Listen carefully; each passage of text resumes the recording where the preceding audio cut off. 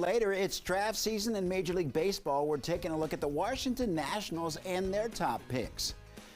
Good afternoon, and thank you for joining us for the news at noon. I'm Mark Hall. Breaking this afternoon, a man and a woman are recovering in the hospital following a shooting in a 1300 block of Good Hope Road in southeast D.C. It was reported just before 9 this morning. Police are now searching for two gunmen in connection to the shooting. Well, we're learning new details this afternoon about a serious crash in the district. The driver, police say, hit a father and daughter in Congress Heights over the weekend, is set to appear in court this afternoon. Our Randy Bass is back at the scene where it all happened.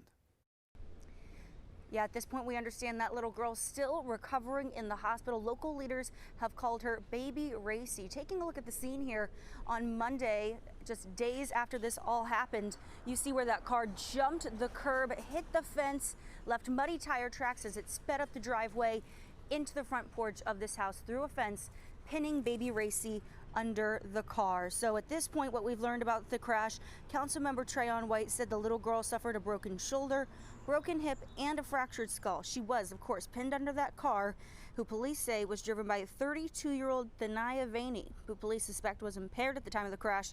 Neighbors near the scene here along 4th Street are still shaken up days later. That it could have been me, or it could have been somebody else that I know, but it happened to be a little child. That makes it even worse. Police say they found the driver in a nearby alleyway after the crash. She was arrested and charged with driving under the influence, reckless driving, and leaving after colliding. She's also facing other charges this morning. According to DC data, there were 562 impaired crash-related injuries between 2017 and 2021, accounting for about 4% of all injuries in crashes at that time. Now, at this point, both DC, Maryland, and Virginia, all three have policies in place that align with the Vision Zero program. Those are policies aimed at reducing roadway fatalities and injuries around the DMV. Of course, the story very much developing. We'll bring you more details as we get them. In Southeast, I'm Randy Bass, DC News. Randy, thank you. In Fairfax County, a 26-year-old man is dead and another man is facing charges after a hit and run. Police say it happened at Columbia Pike and Powell Lane in Bailey's Crossroads just after 2 a.m. on Saturday. The victim, identified as Luis Fernando Jimenez Rodriguez. Police say the driver, Benjamin Lopez Encinas, hit him and then took off. Encinas is charged with driving under the influence. Well, Fairfax County police say that they want to change driving behaviors in the county, and they're already seeing some improvements in the county.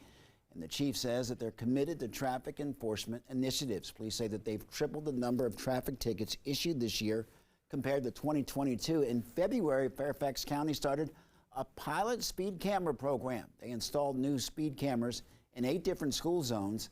And this year, they've already had the 50 Means 50 campaign created to stop dangerous driving in Fairfax County Parkway after an officer was almost killed during a traffic stop back in May. Police say that they've embraced automatic traffic enforcement because research shows it actually changes driving behaviors. So far this year, and we're halfway through the year, so we got a long way to go, our overall crashes in Fairfax County are down significantly. Our fatal crashes are down significantly, and our pedestrian fatal crashes are down dramatically. It seems like we have some momentum, some wind behind us. Chief Davis says that speed, traffic, and congestion and aggressive driving are some of the things that people in Fairfax County care about as part of public safety. Let's take a live look now at the National Cathedral. Look like some work is also being done, and I think that we're actually getting a break from the humidity. Let's head over now to meteorologist Scott Sumner, who's in for Damon Matson this afternoon. And Scott, did I read that right, that maybe not so muggy today? You know, I was thrilled when I was telling everybody over the weekend that, yeah, we're going to see better humidity and lower humidity levels here starting later today and going throughout the afternoon. And sure enough, that's come to fruition across the region. We're looking at 82 degrees and partly cloudy skies out there right now out towards the cathedral. Yeah, they're doing some work out there. And Mother Nature is working on helping us here feel a little bit better across the board. Yeah, it was hot and it was humid this weekend, but a front moved on through, brought some rain to the area and even a little severe weather yesterday, but that's long gone. Right now, we're seeing the active weather underneath those clouds up towards New England and northern New England at that, where flood watches are up and posted there. But for us, we're not going to be looking at any flooding. Yeah, we may have a spot shower in places this afternoon, but overall, I would say the percentage of seeing that is very, very low. We have a better chance seeing showers as we go throughout Thursday, Friday, Saturday, unfortunately towards the end of the week and going into the weekend once again. But today, and really carrying into Tuesday and Wednesday, we're looking pretty good here over the next couple of days. So let me sum everything up for you here with the weather headlines. We've got, again, possibility of a few isolated showers today, but otherwise it's going to remain dry. We're going to heat up through the week, but as long as the humidity stays in check, that's a good thing. That's fine. And the humidity, at least like I said, looks to stay in check at least the next 48 hours or so.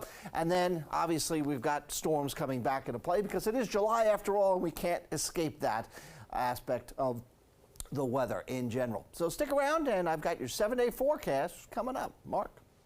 Hey, Scott, thank you. 3 people are recovering after a helicopter crashed in a Waldorf, Maryland neighborhood. State troopers say that it happened Sunday near a pond behind Carthage Court. Troopers say the helicopter were surveying power lines when the engine failed. The chopper tried to land safely but ended up crashing. All 3 on board were taken to the hospital and are expected to recover. The FAA and the NTSB are investigating. A new report shows the job market actually cooling down. Just over 200,000 jobs were added last month. More than 13 million jobs have been added since President Biden took office, dropping the unemployment rate to 3.6%. One expert says the report is a good sign for the economy despite the job growth being lower than expected. I like a 200,000 gain because it's the kind of gain that we would expect right now. It's still positive, but it's not something that indicates we're out of control. Well, some economic analysts say that the slower growth may not be enough to prevent another federal interest rate hike. In Frederick, Maryland, the nonprofit On Our Own is supporting people struggling with opioid addiction, and it will continue its mission with the help of a $76,000 grant from the state. The money will go toward expanding services, and it will also help pay salaries for peer support group and wellness service providers. According to the Opioid Operational Command Center, there's been a 31% increase in deadly overdoses in Frederick County from last year to January of this year. The opioid epidemic crosses all the social economic boundaries. It's important, too, that the community sees the work that gets done in places like this, because there's very often a disconnect between where the check comes and the people, and here it's direct. The grant also provides scholarships for certified peer recovery specialist training. This helps people recovering from substance use disorder or mental health crisis.